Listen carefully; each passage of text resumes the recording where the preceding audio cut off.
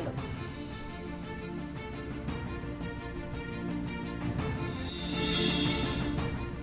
మోదీ అధ్యక్షతన నేడు కేంద్ర కేబినెట్ సమావేశం. కీలక అంశాలపై చర్చించనున్న కేంద్ర cabinet.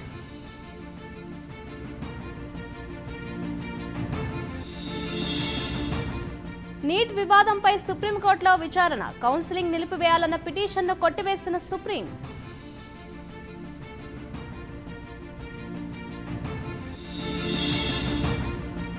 AP assembly pro tem speaker గా బుచ్చయ్య చౌదరి. రేపు గవర్నర్ ముందు ప్రమాణ స్వీకారం చేయనున్న బుచ్చయ్య.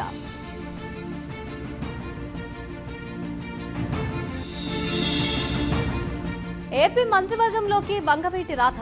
ఎమ్మెల్సీ ఉప ఎన్నికల్లో రాధాకు లభించనున్న అవకాశం.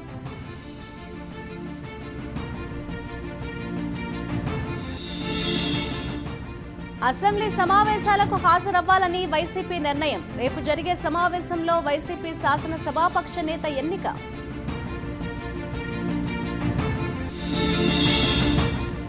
మీ దగ్గరున్న ఫర్నిచర్ను వెంటనే వెనక్కి ఇవ్వండి. జగన్ కు సచివాలయ జీఏడీ లేఖ.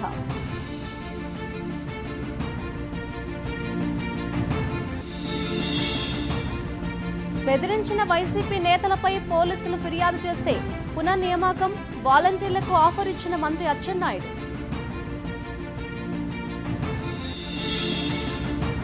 రాహుల్ గాంధీకి CM Revanth Reddy wishes. Twitter ద్వారా శుభాకాంక్షలు తెలిపిన రేవంత్.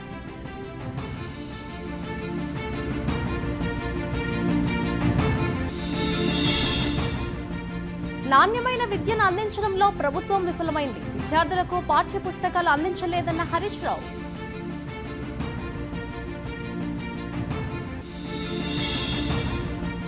కేంద్ర మంత్రి హోదాలో తొలిసారి రాష్ట్రానికి బండి సంజయ్. శంషాబాద్ లో కార్యకర్తల ఘన స్వాగతం.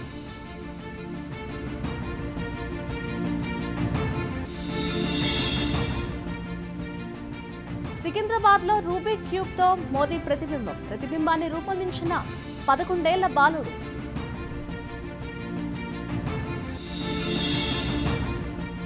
రోజు రోజుకు పెరుగుతున్న కూరగాయల ధరలు. వెంబేళెత్తిపోతున్న సామాన్యులు.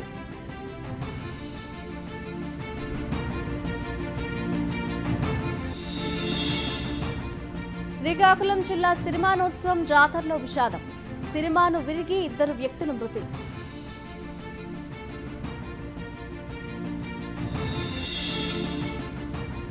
పల్నాడు జిల్లా పెద్దనెమలి వద్ద ఆయిల్ ట్యాంకర్ బోల్తా. ఆయిల్ కోసం ఎగబడ్డ స్థానికులు.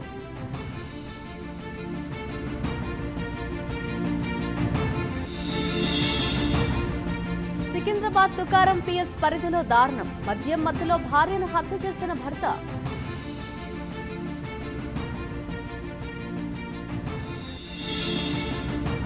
కొమురం భీం ఆసిఫాబాద్ జిల్లా కౌటాలలో రైతుల పూజలు. వర్షాలు సమృద్ధిగా కురవాలని ఆకాంక్ష.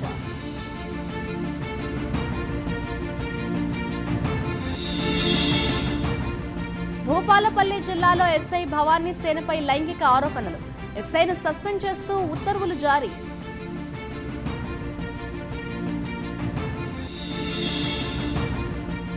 బీహార్ నాలందా వర్సిటీ కొత్త క్యాంపస్ ని ప్రారంభించిన ప్రధాని మోదీ.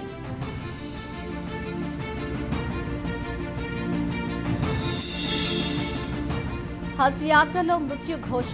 ఎండ వేడిమికి తాళలేక 550 మందికి పైగా మృతి.